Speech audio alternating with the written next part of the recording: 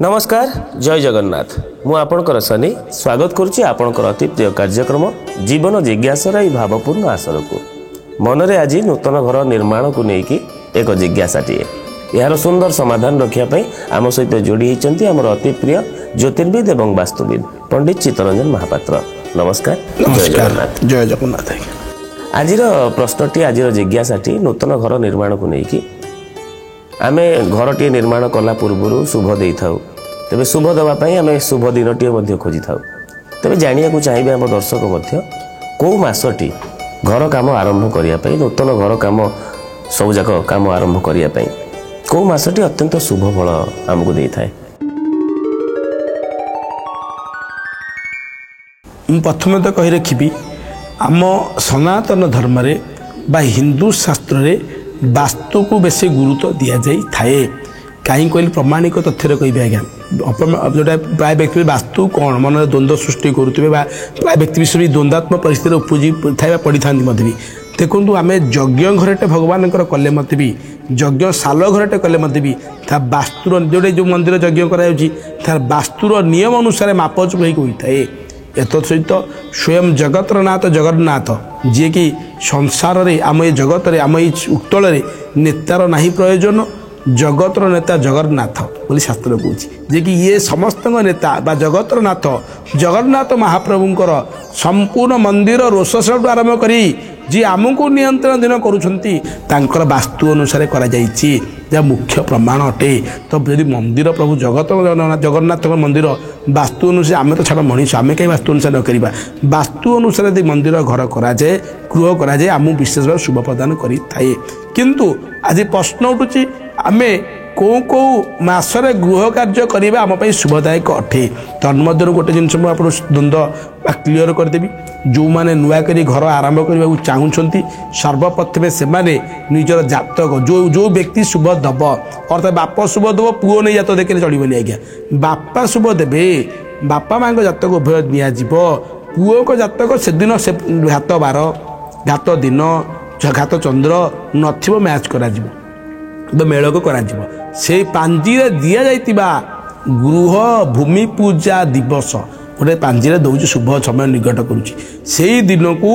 आपणकर कर्ता कर्ती जीए राशि नक्षत्र चंद्र सुधी रवि सुधी तारा सुधी देखा जाए जदि से दिन गृह भूमि पूजा अनुकूल थिबो चंद्र सुधी तारा सुधी रवि सुधी देखा जाए निर्णय करा जाए जे आपण एही दिन शुभ दियंतु देले आपण शुभदायक रहिबो। ता पूर्व नागशुद्धि करी नेबे नागशुद्धि कला पर शुभ देवे नागर स्थिति निर्णय करी केउ जगार शुभ देवे ता संपूर्ण भाव में स्थिरीकृत करिवे तापर पूजा करी सेही जगार पत्थर शिला पकई गृह कार्य आरंभ करिवे को मासरे करिवे प्रथमे मन द्वंद्व सृष्टि करुवा हमर हिंदू शास्त्र जो पंजिकार अनुसार आषाढ़ मास जोटा कि आम कहूँ आषाढ़ मास मार्गशीर मास फाल्गुन मास माघ मास ये सब किसी शुभ दिन रही सब भाद्र मास आम देखा ये सब मसरे जदि आपण गृह कार्य आरंभ करती बैशाख मास मास रही ये मास मान गृह कार्य आरंभ करती तो निश्चित भाव में आपण घर पर परिवार अत्यंत शुभदायक रही कौन सी परिस्थिति कौ मसरे गृह कार्य आरंभ करें कही रखुची चैत्र मास आश्विन मास पुष मास ए मासरे केबे भी गृह कार्य आरंभ करेंगे ना पुष्रे दुब कणे ना शास्त्र कौच आज्ञा पुष मास दुब कण बोली आम शास्त्र कहे तत्सहित चैत्र मास रक्त मुखा सर्वदेवादेवी रक्त मुखार बुलती आश्विन मास सेपरी रक्त मुखा समय ये सब मसरे आपण शुद्ध काल नथिबा द्वारा ही आमे बारण करूजे गृह कार्य आरंभ करें ना किंतु मन में द्वंद्व सृष्टि करुव ता भी समाधान कर नौची आज्ञा मु शुभ मास आपण कही मास अनुसार गृह कार्य आरंभ करिछि किंतु कारणवशतः घर पड़िकी थिला ए सब कार्य को त्वरान्वित करें नहीं मास गुड़क जो मासटा मन बारण कली से कौन असुविधा हम ना पूर्वर करा कार्यर पूर्णांग कद शुभ बेलार पूर्णांगटा को आम धराजिब ना किंतु ये कही रखिए चैत्र मास आश्विन मासरे रक्तमुखा समय କେବେ ବି ଛାତ ପକେଇବେ ନାହିଁ। ଏଇଟା ଲୋକାଚାରିକ ମତ, ଶାସ୍ତ୍ର ମତ ନହେଲେ ମଧ୍ୟ ବି ଏହାର ପ୍ରଭାବ ମଧ୍ୟ ବି ରହିଛି। ଏ ସମୟରେ କେବେ ଛାତ ପକେଇବେ ନାହିଁ। ଘରର ଯେଉଁ ଟୋଟାଲ କମ୍ପ୍ଲିଟ୍ ଛାତ ପକେଇବେ ନାହିଁ। ଅନ୍ୟ ନିମଟାଲ ପ୍ରିଣ୍ଟ ଏସବୁ ଜିନିଷ ପକେଇ ପାରିବେ, କିଛି ଅସୁବିଧା ନାହିଁ। ଏଥିପ୍ରତି ଧ୍ୟାନ ଦେଲେ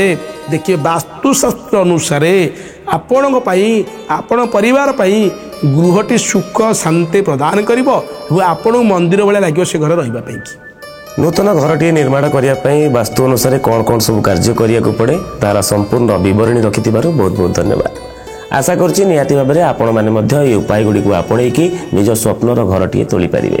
ତେବେ ଜୀବନ ଜିଜ୍ଞାସା କାର୍ଯ୍ୟକ୍ରମରେ ଏମିତି କିଛି ଜିଜ୍ଞାସାମୂଳକ ପ୍ରଶ୍ନ ତାର ଅତି ସୁନ୍ଦର ସମାଧାନ ସହିତ ପୁଣି ଥରେ ଫେରିଆସିବୁ। ଆଜି ପାଇଁ ଏତିକି, ରହିଲୁ, ନମସ୍କାର।